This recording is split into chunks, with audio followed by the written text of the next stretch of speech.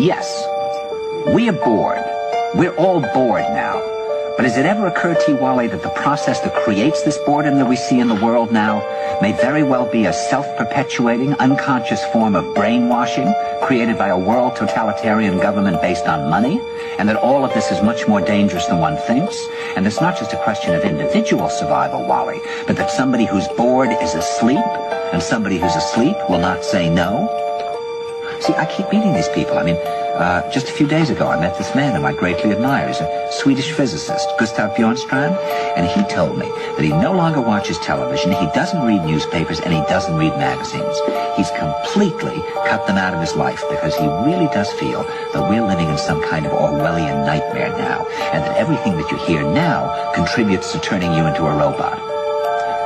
When I was at Findhorn, I met this extraordinary English tree expert who had devoted his life to saving trees. Just got back from Washington, lobbying to save the redwoods. He's 84 years old. He always travels with a backpack because he never knows where he's going to be tomorrow. And when I met him at Findhorn, he said to me, "Where are you from?" And I said, "New York." He said, "Ah, New York, yes, that's a very interesting place. Do you know a lot of New Yorkers who keep talking about the fact that they want to leave but never do?" And I said, "Oh, yes." And he said, "Why do you think they don't leave?" I gave him different banal theories. He said, "Oh, I don't think it's that way at all."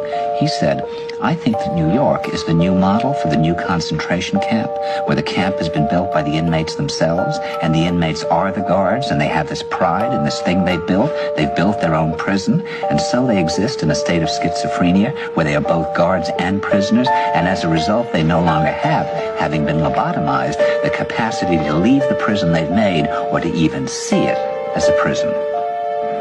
And then he went into his pocket and he took out a seed for a tree and he said, "This is a pine tree." He put it in my hand and he said, "Escape before it's too late." See, actually for 2 or 3 years now, Chiquita and I have had this very unpleasant feeling that we really should get out. And we really feel like Jews in Germany in the late 30s. Get out of here. Of course, the problem is where to go, because it seems quite obvious that the whole world is going in the same direction.